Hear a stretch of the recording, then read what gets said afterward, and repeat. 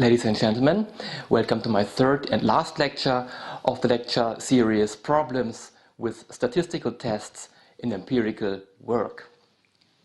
Again, we are considering a very general linear model, where our dependent variable yt is dependent on the constant term alpha and three different regressive variables that are for didactic purposes assumed to be strictly exogenous. But we have already seen that it doesn't really matter as long as they are uncorrelated with the error term, and which is also something that we assume to be valid in this lecture series. So then we would like to test some restrictions.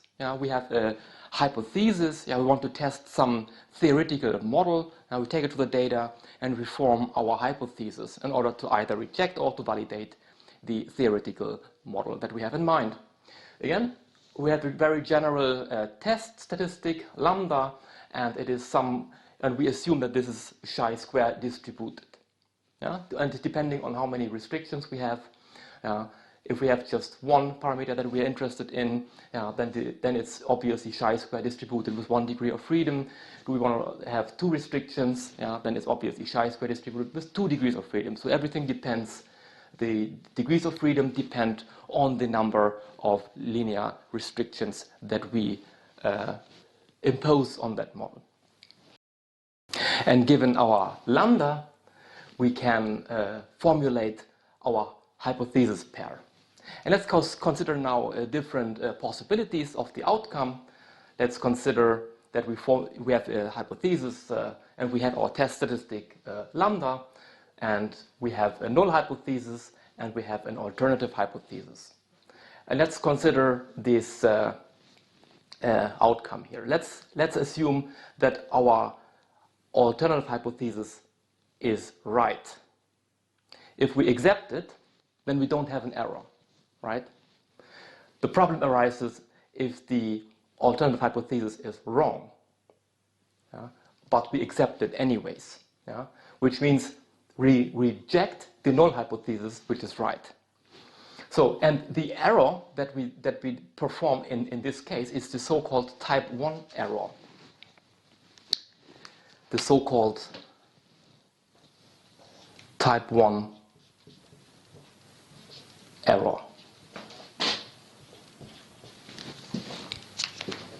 So, and we have illustrated here on the upper part of the picture here. Let's assume that this is the distribution under the null hypothesis. That's our null distribution, and we have here our critical value, which can be, if we have a chi-square distribution with 2 degrees of freedom, our critical value would be something like 5.99, as we already discussed in an earlier lecture. And we know that on the right-hand side from this value here is 5% of the probability under the null model, right? And let's say we have a realization of our test statistic that falls in this critical value. Then we know, okay, the maximum error that we do is 5%. So 5%, which is our significance level, is the maximum error that we do, given the possible outcome. So that's why we are always prone, when we set up a hypothesis test, that we would like to reject the null hypothesis. Because if we reject the null hypothesis, we have control about the error. The maximum error we know is 5%. So that's the type 1 error. Let's take this away. So, but what happens if we now make a small change here?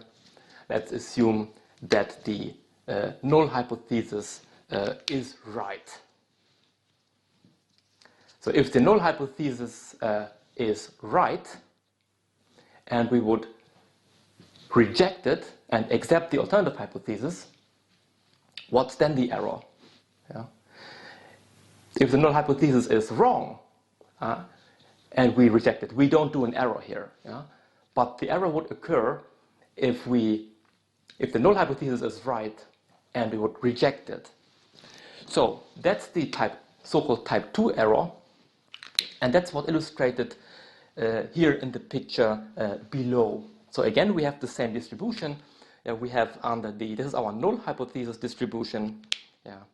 And we have a critical value of 5%. We know that if the realization falls in this area here of our test statistic lambda, then we know we would reject our null hypothesis model. But in this case here, the realization falls below the critical value. It's here, it's maybe, let's say here we have a value of 5.99 and our realization has a value of, let's say, 5. In this case, we would not reject our null hypothesis. But what's the error we do here, if this is the outcome? So the maximum error that can occur is obviously everything which is here.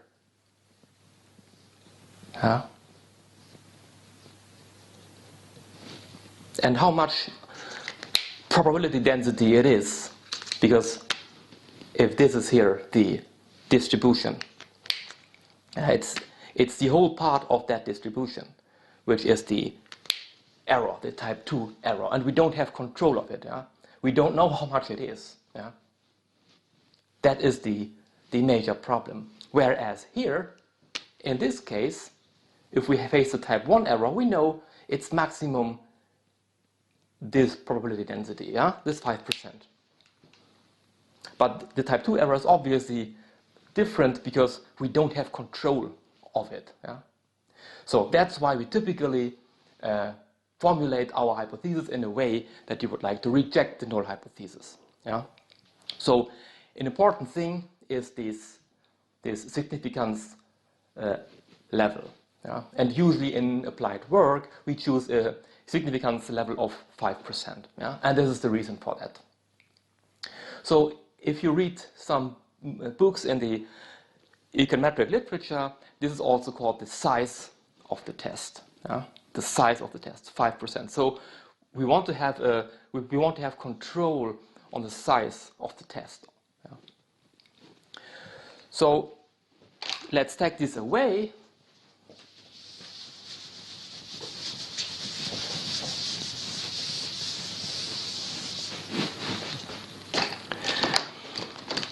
In setting up a test statistic lambda, so we can broadly distinguish between 3 types of tests, and that's enough for our purposes. So if you study statistics, then you will probably encounter a more, let's say,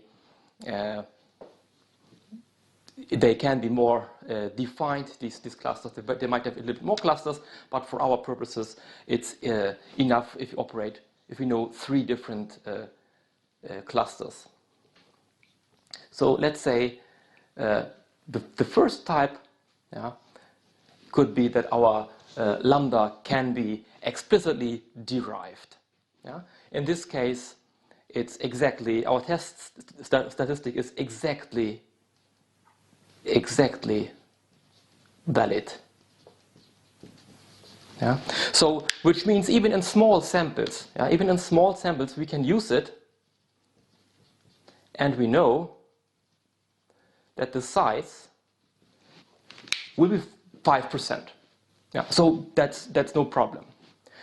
So in any case where the lambda can be directly or exactly derived, and where the test statistic is exactly valid, we know we can use our test even in small samples because the size will be 5%. Then we have a second group of lambdas or of test statistics, and they are asymptotically valid.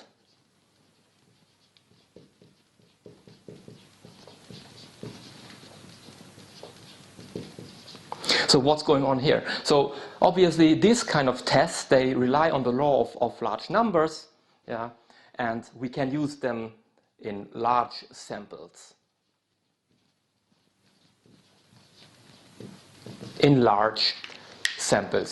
And again, so these kind of tests, obviously they rely on the law of large numbers, and they rely that certain distributions converge if t goes to infinity, converge towards the normal distribution, and hence we can apply t-tests, f-tests, or chi-square tests.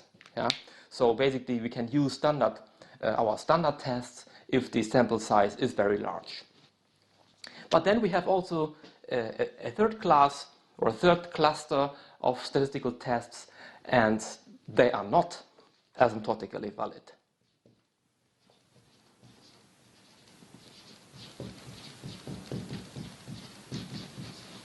Not asymptotically valid. And there we simply don't know.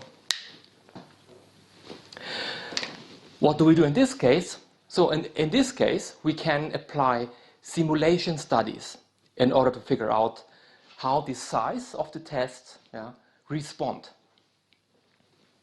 And this is obviously an important thing because we would end up with wrong inference if our size of our chosen significance level is actually different from what we would like it to have. And let's have now, before we look at simulation studies, let's have a closer look on what happens if the size of the test is wrong. So what happens if we have a test statistic lambda and we assume it is distributed as chi-square distribution with 2 degrees of freedom? So we know already that the critical value is 5.99 and that 5% of the probability is on the right-hand side. So they exceed the value of 5.99. Again, we would reject the null hypothesis if our realization of the lambda falls into this interval that is, if it has a value that is larger than 5.99. And we know the error we do is that we are wrong is maximum 5%, given that the distribution is correct. But what happens in this scenario here? Let's say we have a distribution again, and we think it is distributed under the null hypothesis as chi-square distribution with 2 degrees of freedom. So again, we think that 5.99 is the critical value. But what happens if the actual critical value is 7.5? Just to name an example. What happens if 12% is on the right-hand side in the tail, or that exceeds 5.99? If it is so, it could be, for instance, that 12% exceed the value of 5.99, and 5%, the actual 5% that we would like to have, they have a value of that is larger than 7.5.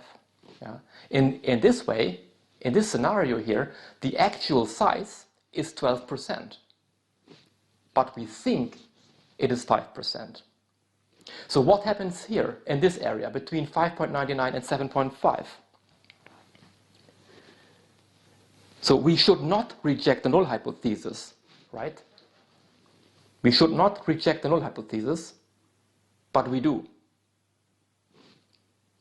So in this case here, our error is much larger than what we think it is. So our statistical inference, based upon the chosen significance level, is wrong.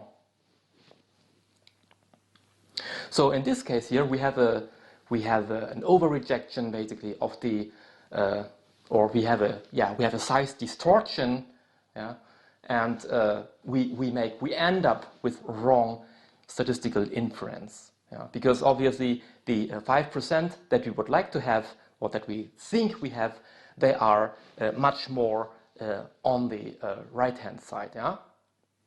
So we have here size distortion, and we do wrong inference because we should reject the null hypothesis, but we should not reject the null hypothesis, but we do, too often. So what is here? What is in the second scenario? What's here is also a size distortion. So, but now the size distortion is 1% again, we have as the underlying distribution, we think it's a chi-square distribution with 2 degrees of freedom. So we know the critical value of that distribution is 5.99.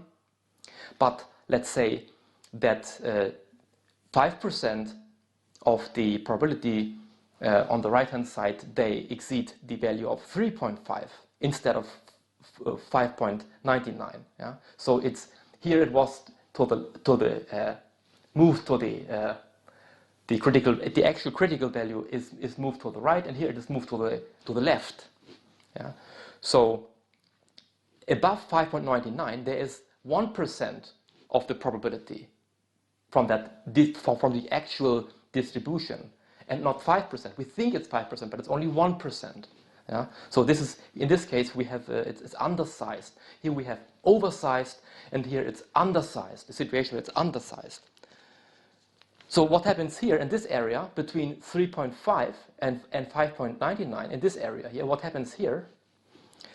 So what happens here is we say something is insignificant, even though it is significant on a 5% level, given the actual distribution. So again, we end up with wrong inference. Yeah? We say something is insignificant, even though it is significant. Yeah? And here it was exactly the other way around. Yeah? We should not reject the null hypothesis in this area here, but we do. Yeah? Again, we end up with wrong statistical inference. Yeah? And this is something, obviously, that happens too often in applied work. Yeah?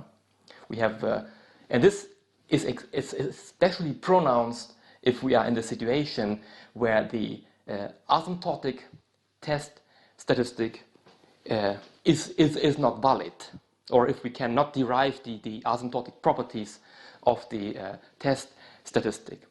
So what we can do instead is we can employ simulation studies in order to see how much is the size distortion actually, given we have different research scenarios. So we can do that. Nowadays we have computers to do that. So we can change the underlying distribution, the epsilon, or here in this case the u, and given u is a function of epsilon, we can, what we have went through earlier, so we can play around with the distribution. We can check, okay, what happens if our epsilon that generates this error in our regression model, what happens if that is not normally distributed? What happens if it's t-distributed, if it has fatter tails? Or what happens if it's skewed distributed?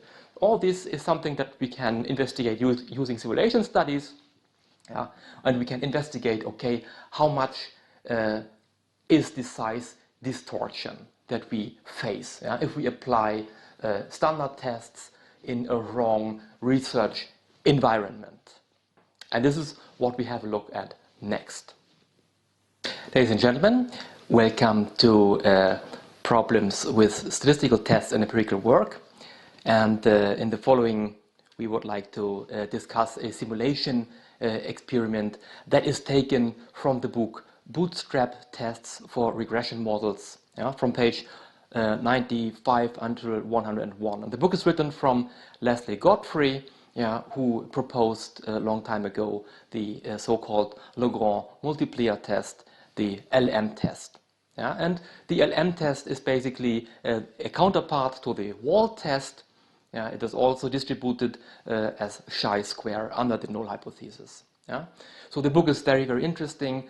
And for those of you who are more interested, or who would like to know a little bit deeper about what we are doing here, they are very warmly welcome to consult this book.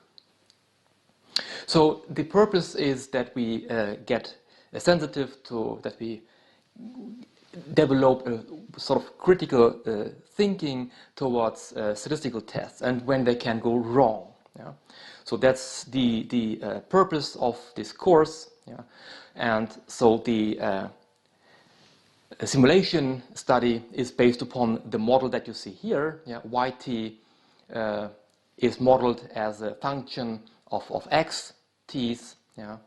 And we have the ut which is assumed to be distributed as IID, which means independent and identically distributed with the zero mean and the variance of sigma square. Then we have also here in his book, he uses the I as an index. I use T, because we talk about the time dimension. This is what you usually have if you are in let's say, marketing research or finance research. You have usually a time dimension. In other kind of social science, you have more cross-sectional dimensions. But as we already said, so these tests are applied in time series and in also cross-sectional tests. So it's the same kind of tests. It's just for illustrative purposes I use the time index T. Moreover, the first regressor xt1, it's just a vector of ones for all t. So it captures the intercept term. So what it means is basically here in his framework, or in this model framework, that the beta j, the beta 0, is basically what is our alpha here. Okay. So moreover, what are the regressors here in this case? So he has obviously the regressors 2 to 6, which are 5 regressors. They're independent drawings from the uniform distribution. So which means, what's the uniform distribution? You might know this from statistics classes. So we have here the 0, 1, 2, until here 10. And so we have here the probability. So it's obviously the same probability for each of these realizations between 0 and 10. Here's the probability of that random variable, and you basically draw randomly one of these numbers here, and then you create your regressor. And he's doing this in this experiment for all of these remaining 5 regressors. So then also capital T, which is the sample size, it can be either 50 or 100. So the purpose is obviously that we want to investigate, okay, how does the size of the test how does it respond in small samples as opposed to larger samples, let's say.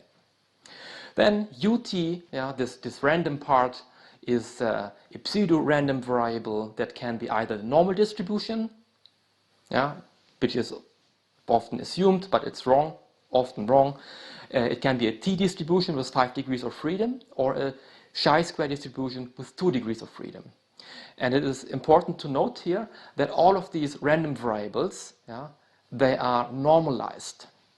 Normalized means, what does it mean? You remember from statistics class? You normalize a random variable, let's say, in this case it's u, it's not x, it's u. So ut is you subtract the sample average, right? And you divide it by the standard deviation. And what comes out is the standardized series, UST, standardized. So, and mu is the sample average of these drawings, and sigma is the sample standard deviation. So that's basically what we have to bear in mind. So if you do this transformation, all of these random variables are distributed with zero mean and standard deviation of 1. That's so-called the standardization. So that's important to know. And why is he doing that? Well, because obviously the t-distribution with 5 degrees of freedom has fatter tails than the normal distribution. So we have more outliers on the left and on the right hand side. So more extreme values. The normal distribution cannot generate these large outliers. We will learn that in the next lecture series that follows, more in detail. Moreover, the chi-square distribution with 2 degrees of freedom, this is obviously a distribution that is not symmetric.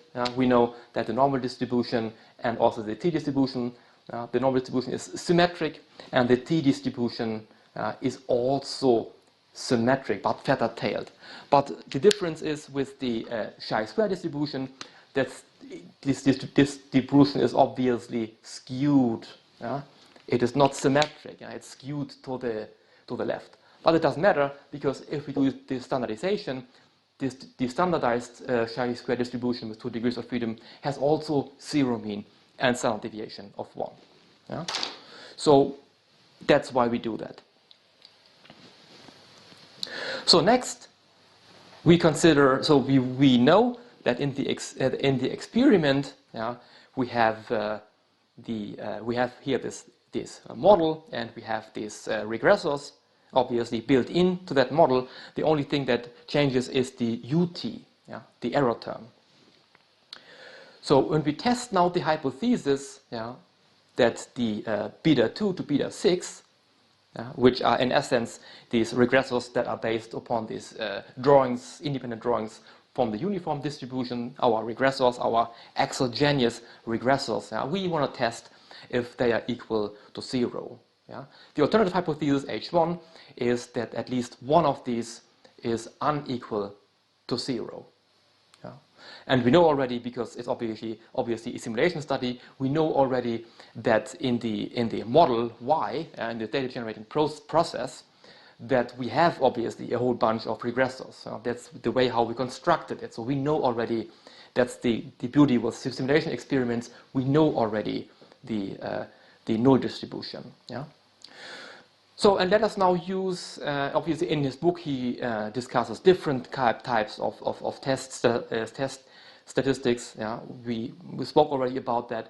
Some tests are exactly valid, others are only asymptotically valid when the sample size is very large, and there are some tests that are not asymptotically valid. But let us now assume, as a naive researcher, you would choose obviously the chi-square distribution with 5 degrees of freedom, because you know law of large numbers and so on and so forth. So you say, okay, I will use this distribution as my test statistic lambda. Yeah? So we know that if the reference distribution under null hypothesis is correct, then in repeated sampling 5% of the values for the lambda should be above 11.7, which is the critical value of the chi-square distribution with 5 degrees of freedom. And that means, of course, that 95% of the probability density are below this value. Yeah. So, and this is also what we have already discussed, yeah, many times here in this course.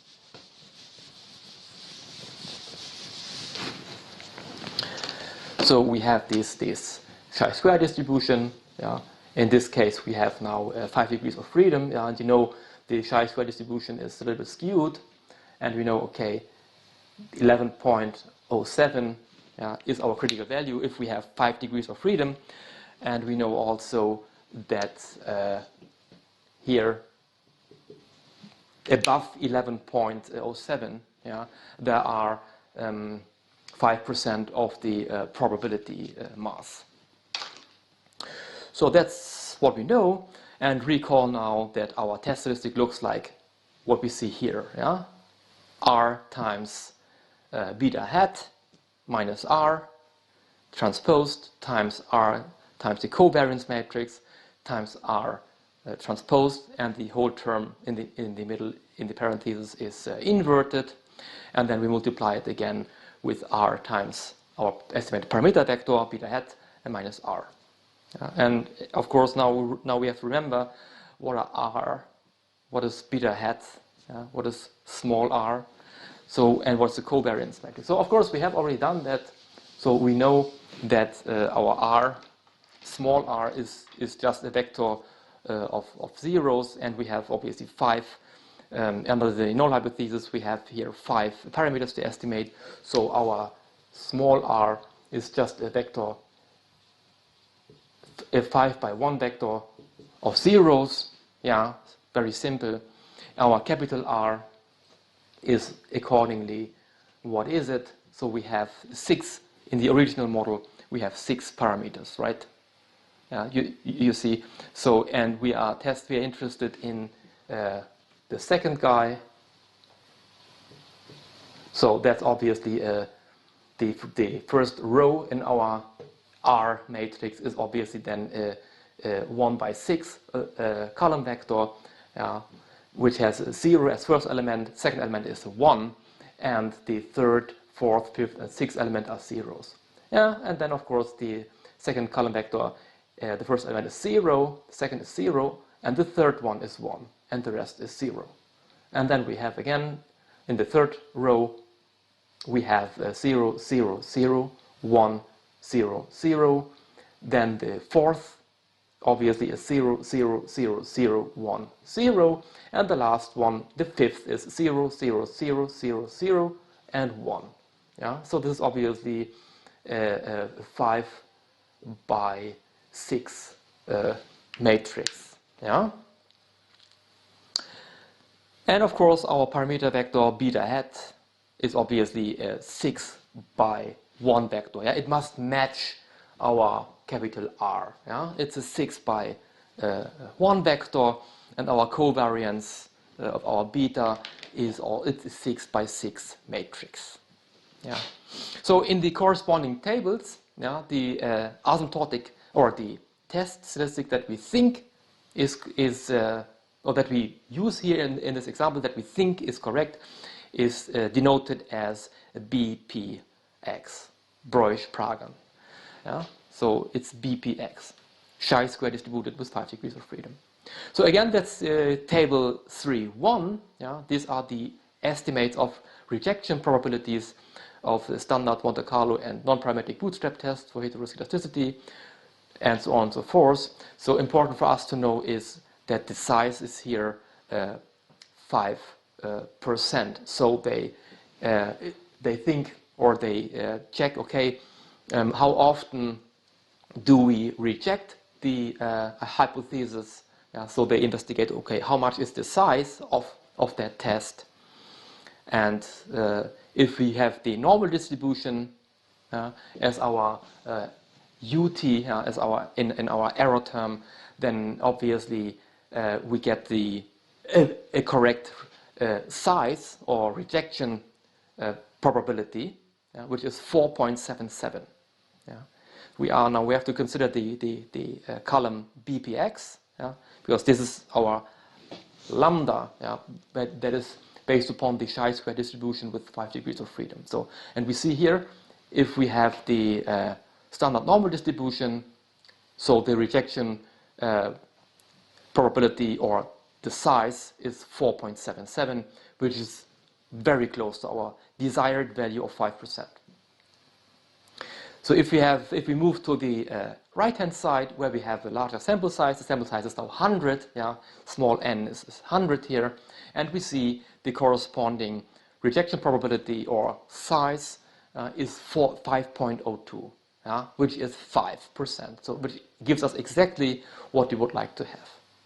So given we have the normal distribution as innovation process for the residual, for generating the residuals in this equation here, if we move back here, if ut is distributed as normal with zero mean and standard deviation of 1 or variance of 1, so our test is exactly valid in this case. So, but what happens now if we change the distribution? What happens if the distribution is theta-tailed, if it's t distributed with 5 degrees of freedom? This is what happens here next. So we see that now the true cumulative density function, so the innovation process, this ut, is now drawn from the t distribution with 5 degrees of freedom. And we see sample size 50 and sample size 100 observations. And we see here, and of course this is, I chose obviously in making my case, I chose a quite extreme example here. But here you see that obviously if you have if the innovation process is not normally distributed, but it's drawn from a fat tail distribution, and in this case t distribution with 5 degrees of freedom, we see that the estimates of the rejection probabilities, our size, the size of the test, we want to have a size of 5%, and it gives us a size of 22.94%. So, and again, what's our conclusion? What do we do? So we should not reject the null hypothesis, but we do too often. That's what happens if the if we have this size distortion where the size is over rejected, where the null hypothesis is over rejected. Yeah. So, and also we see if we have a larger sample size, as we see here on the right hand side, 100 observations, we see it doesn't change. Yeah. Even if we increase the sample size, our size distortion remains high. Yeah. We want to have 5% error, yeah, as controlled maximum error, and we see we don't have control over it. Yeah. So our actual size is 31.84% instead of our desired 5% level. So again, we over reject. Yeah. So that's a huge problem here. And what happens if we use now the chi-square distributed, the chi-square distribution with 2 degrees of freedom? And again, we want to investigate a significance level of 5%. So again, we choose it's 11.05. Yeah, this is the theoretical, or what we think of is the critical value. Yeah, and what we see here, also, if we have a small sample, we have obviously a size of 41.13, which is obviously, again, we have a huge size distortion. It's oversized, and also it doesn't become better if we have more observations. It gets even slightly worse. We want to have a desired size of 5%, but what we get is a size of 53%. So again, we should not reject the null hypothesis, but we do it too often. So in this case, we have obviously the wrong conclusion. So we say something is significant even though it's not on a 5% level. This is what happens. So, and this may be also, this could be one explanation for why a large amount of academic research fails replication. So obviously we think something is significant, but it's not. So this is basically our short review of a simulation experiment, and of course this is a quite extreme example, but this is what we typically use, what we typically face in empirical work. So we use, or people use statistical tests that they should not use, because their data obviously doesn't support the usage of their statistical test procedure. So, and what's the problem here? So the problem is obviously that this chosen test is not asymptotically valid, given we have t-distribution with 5 degrees of freedom, or a highly skewed distribution as an innovation process. So, and the failure of these standard tests has brought us, or has brought researchers to use different tests, or different test statistics for the hypothesis tests. And one of these is, for instance, bootstrapping. And bootstrapping is something that we will discuss next. In what follows here, we would like to discuss how bootstrapping works. First of all, there are many different kind of bootstrapping methodologies that have been proposed, and here we will discuss just one basic methodology. But basically all of the other types of bootstrapping methods, they have the same, or they follow the same principle. So let's assume again we are dealing with this simple linear regression model, where we have independent variables x1 to x3, and we have the dependent variable yt. Let's assume that we would like to test the hypothesis that beta 2 equal to 0 and beta 3 equal to 0 versus the alternative hypothesis that either beta 2 or beta 3 equal to 0. So what's the test statistic that you would choose in this case? So if you have followed this course so far, you would choose the chi-square distribution with 2 degrees of freedom, right? So the first step when you employ bootstrapping is that you estimate the test statistic lambda. Yeah? So how would you do that? Well, obviously we know already from our course what it is. So our lambda hat, the estimated test statistic, would be then capital R, this matrix capital R times our parameter vector beta hat minus small r.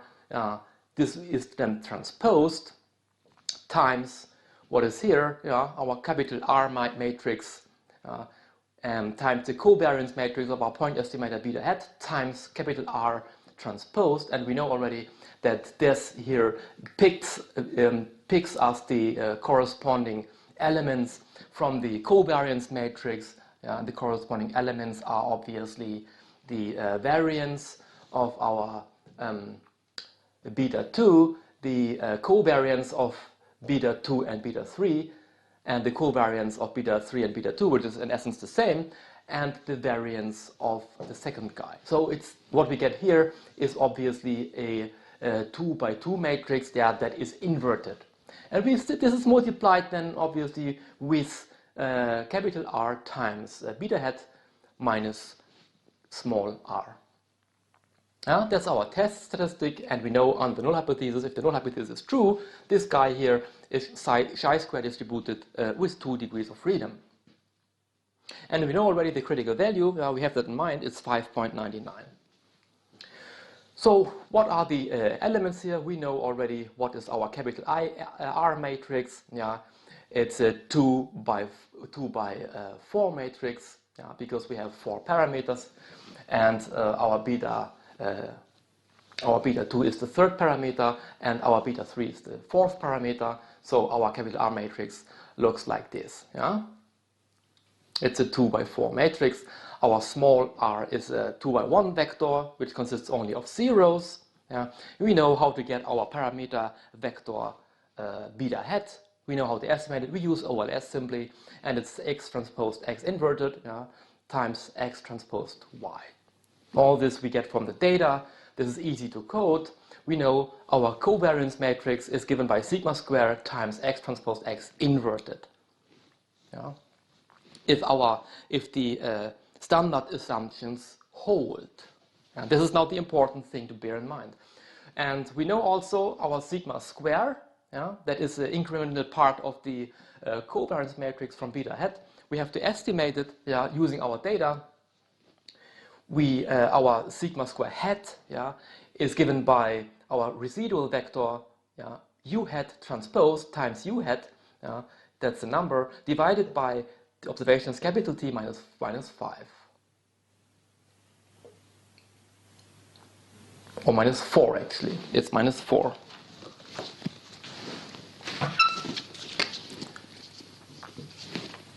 And we know also how to get the residual vector u hat. It's simply our vector of dependent variable, our dependent variable vector y minus the regressor matrix x times our parameter vector beta hat, what we have already estimated here.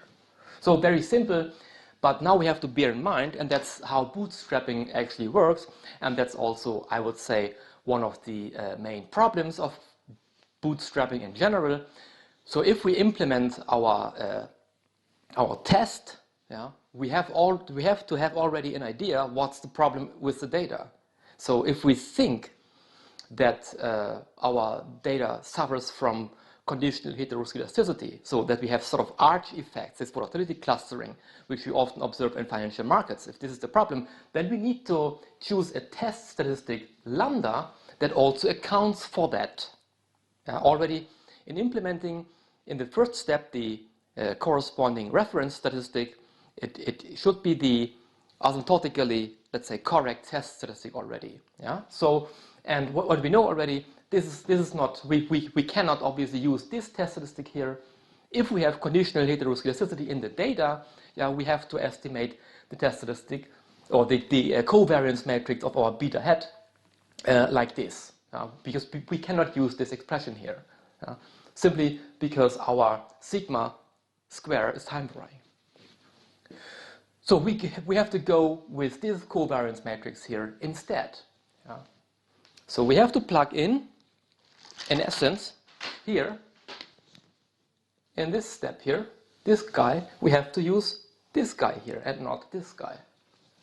So that's the first thing that we have to bear in mind, yeah, when we operate with bootstrapping. We have already to choose here, when we implement the test statistic lambda hat, we have to estimate, we have to use already a test statistic that accounts for the problem. And if the problem is conditional heteroscedasticity, yeah, then we know we have to deal with the covariance matrix of the beta hat, which looks like this. Yeah? And we have to plug it in our when compounding the test statistic. Yeah? So that's the first step. What's the next step? So the second step in implementing the bootstrap is that we estimate the residuals under the null hypothesis. Yeah? And we do that by using the restricted estimator beta hat R OLS.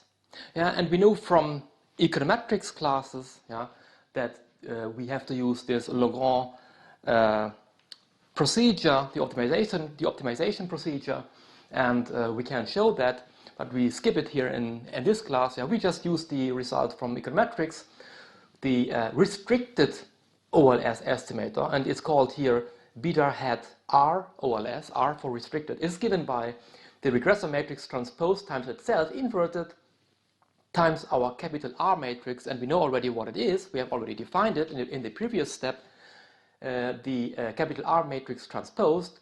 Then we have here parentheses. Yeah?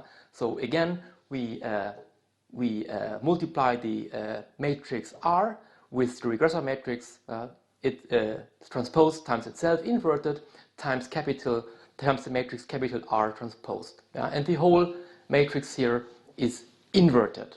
Yeah? And we multiply it by our restriction, which is capital R times beta hat, which is the original beta vector estimated by OLS, minus small r. We have already all the increments here, all the input matrices we have already from the previous step. Yeah? So once we plug it in, so what we get is then our vector of restricted, our restricted OLS parameter vector. Yeah? And using this restricted parameter vector, we can estimate the restricted OLS residuals, and they are given by y, or vector of the dependent variable, minus the regressor matrix x times the vector of restricted OLS parameter estimates from the previous step. Yeah? So what we have here is simply a t by 1 vector, yeah, from restricted residuals. Yeah? U1 hat, U2 hat R, U3 hat R, and so on until U capital T hat R.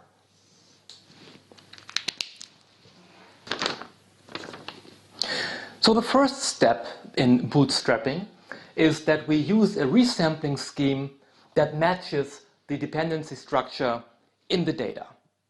We know already that we have also, when we implement the first reference, when we estimate the point estimate of the reference statistic lambda hat, we have to account for that already. Yeah? We know that our lambda hat is given by this expression here, yeah? And we know that the covariance matrix from beta hat, we have discussed this already, is given by this expression here. Yeah? So this means if we think we have a problem with the variance, yeah, that the variance is time varying, or that we have this volatility clustering going on, then we have to use the so-called white correction, yeah, for modeling the covariance matrix of the beta hat. So again, we have we have estimated our restricted vector of residuals, and I denote them here in this on this illustration as U hat 0. 0 means the null hypothesis. So the restricted residual vector is here on the left-hand side, yeah? And U1 0 hat is obviously the first restricted residual, yeah? And U hat 2 0 in this vector is obviously the second restricted residual estimate, yeah, that we had from the previous step. Yeah? So this is a t by 1 vector, obviously, and what we now do is, and we do this for b, small b is 1 until capital B. Yeah? Let's say capital B is 1,000. We do this 1,000 times. So given we have the vector of restricted residuals that we get from the previous step, so we draw with replacement, yeah, with probability 1 over t, probability 1 over t randomly from this vector here. Let's say in the first draw we get u7 hat 0. And then we put it back to the original vector. Then we do the next draw with probably 1 over t. We randomly draw a second candidate from this original restricted vector of residuals. Let's say we have in the next step, let's say we have u21 hat 0, and so on. Yeah? And the last is maybe then, I don't know, let's say u hat 3 0. Yeah? So this is a resampled vector of restricted residuals, and we multiply it, yeah, with a random vector that consists of either 1 or minus 1. Yeah? Let's say in the first draw we have 1, 1, minus 1, and so on and so forth, and the last one is maybe again 1. So we draw with probability 1/2. Yeah? With probability 0.5 we have 1, and with probability 0.5 we have minus 1. Yeah? And this distribution is called the Rademacher distribution. And the Rademacher distribution is typically employed when we deal with a conditional heteroscedasticity. So what this guy is doing, if you multiply this vector with this residual vector here, what we get basically is a new distribution of conditional heteroscedasticity. Yeah? So we use this for constructing a new dependency structure in the data, yeah? a new type of volatility clustering. Yeah? Because we want to know what is the limiting distribution if we have different resampled conditional heteroscedasticity in the data. Yeah? So what we get out of this operation here, if we do that, we get a new vector, and let's denote it as u hat 0 small b. Yeah? And that's of course a t by 1 vector. Yeah? So this doesn't change anything. So we multiply here in this case each element, yeah, in this vector with each element in this vector. Yeah? So that's an array multiplication. And we can easily do this in MATLAB or in any other program basically. Yeah?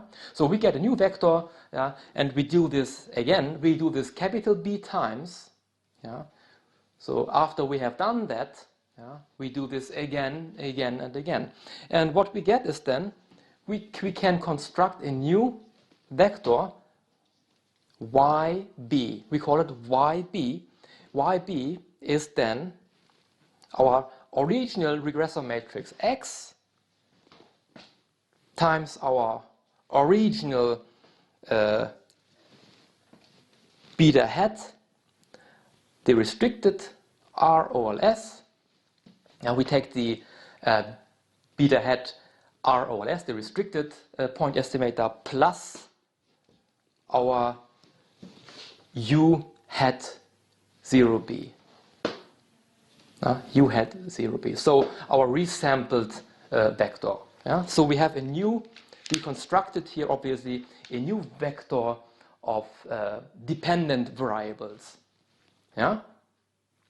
And this is exactly how we should do it. Now we take the original regressor matrix, yeah, that we assume to be strictly exogenous and so on and so forth. multiplied with the restricted vector beta hat. And the only thing that changes here is we do not use the original restricted vector, yeah, but we use the resampled one. And we do this, we construct obviously many different of these vectors, yeah, from 1 to until capital B. So 1,000 different vectors of dependent variables, yeah, using the same resampling. That was the third step. So what happens then? Well, we using our new vector of dependent variables, denoted here as our YB, we can estimate a new vector, a new OLS vector, let's call it beta hat B. Yeah? And it's given by the regressive matrix transpose inverted, yeah, our standard formula, times X transpose times YB. Yeah? And what we get is our UB star. Yeah? From this, we can estimate, we know that our residual vector is given by the dependent variable YB minus the regressive matrix times this estimated vector beta hat B in this case. Yeah? So what do we do with this guy here? So we need this guy here, obviously, to implement the test statistic under the null hypothesis. Yeah? Our lambda hat B. Our lambda hat B is then given by this expression here, obviously. It's our R, and we have already defined it in the first step. This doesn't change. Our capital R times beta hat B times this guy here, of this iteration, minus R, minus small r, transposed times capital R times W times R transposed, and this is inverted. And again, what we get here in the middle, this W, that's now the corresponding covariance matrix, and again times capital R times beta hat B minus R, in the last parenthesis. So that's the standard formula for the chi-square test or for the wall test. Yeah? And now what is our W? What's the covariance matrix that we need? So we have already spoken about it in the first iteration. So we have to use the white correction if we choose this resampling scheme, because the chosen resampling scheme, which is used for generating conditional heteroscedasticity in the data, we have to use the white correction as the correct asymptotic test statistic. And we know the covariance matrix, here denoted as W, is given by X transpose X inverted times X transpose times this guy here. And what we see here is a T by T matrix. And now what we have here on the main diagonal of this T by T matrix is now each element of this vector U hat B star squared. So it's the same thing. Just we use now the residuals from this regression here, based upon this using the restricted resampled residuals basically for compounding our YB.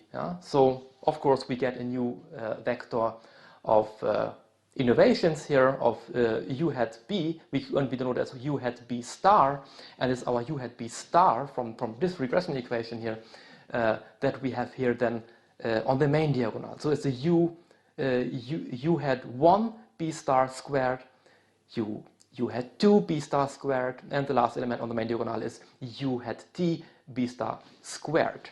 And we know, of course, using the white correction, below and above the main diagonal, there are just zeros. So, and again, we do this step here, obviously, also from B is 1 until capital B. We get capital B different test statistics, lambda hat B. This is now important to know. So we do this iteratively. capital B, let's say 1,000 times.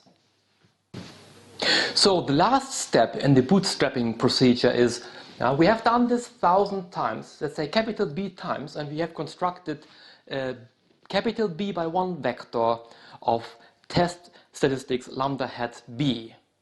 Yeah? So what we can do then, we can plot them, we can collect them, and what we get is the corresponding distribution under the null hypothesis. Yeah? We have to remember now, we have implemented, we have resampled everything using the restricted OLS estimator. So what we get is the corresponding test statistic lambda given the null hypothesis is true. And we can plot them, so we can collect them. We have here on the y-axis the lambda hat B. Yeah?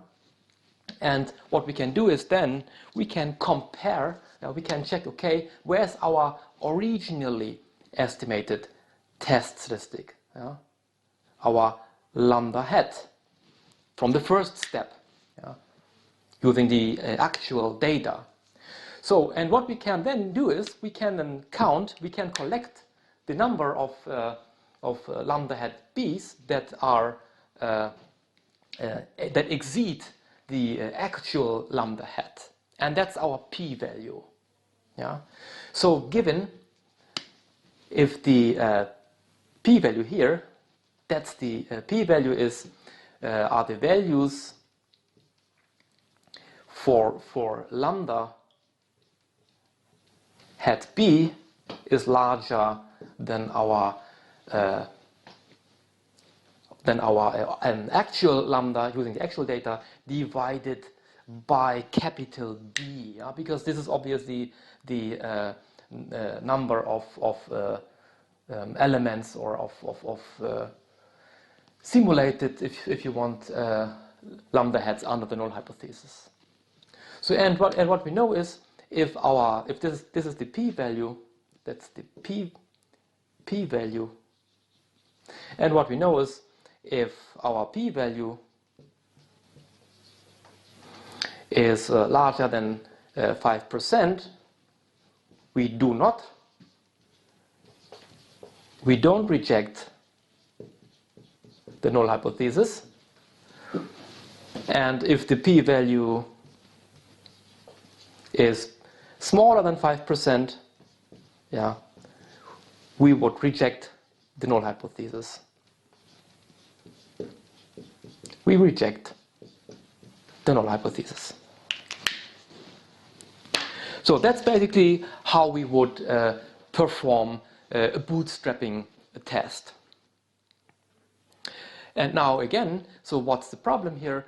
So everything works out very, very well, obviously, and bootstrapping tests, they have shown to improve size distortions considerably, and they some of them often work out even when they are not, when the original test statistic is not asymptotically valid, which is a very interesting feature of bootstrapping tests. So the problem is that you have to choose basically the right distribution from the beginning on. So you have to implement, basically, you have to know what's going on in your data. Yeah?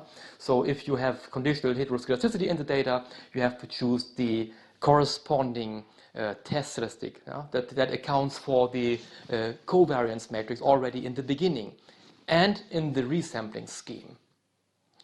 So that's obviously, I would say, the major problem with these bootstrapping tests. Yeah? And there are obviously very different methodologies that have been discussed in the literature, and for each kind of data problem you have slightly different methodology that you can use. What we have discussed here in this example here is so-called non-parametric bootstrapping. Yeah? So we have resampled we chose the Rademacher distribution in order to resample, or in order to generate new data sets of heteroscedastic distributed residuals that we have then chosen for getting new dependent variables, and based upon that we have basically re-estimated the corresponding test statistics. There are also other bootstrapping methodologies that are called parametric bootstrapping, yeah, where you basically choose, first, let's say you would choose an arch model in the second step or the third step, and then you would basically, based upon that arch model, you would resample then the residuals of the arch model in order to get new arch models. So it's quite a bit more complicated, and there are problems with this approach, obviously, because you do not know what's the right parametric model. But obviously there are many different methodologies that have been discussed in the literature, and in what follows I would like to introduce you to a new methodology that I have been developed by myself, and together with one of my co-authors we have published a recent research paper where we have proposed this new methodology for hypothesis testing. And this new methodology that accounts for any kind of dependency structure. Because, as you see, obviously here you have to choose a certain specific resampling scheme that matches the underlying data problem, but in real life you actually do not really know what's going on. It could be that you have problems with that you have time varying volatility, but it could also be that you have both time varying volatility and some dependency structures in the first moment. For instance, that you have a switching sample average. So there are many different dependency structures possible, and what we have proposed is a test basically that accounts for any kind of dependency structure in the data.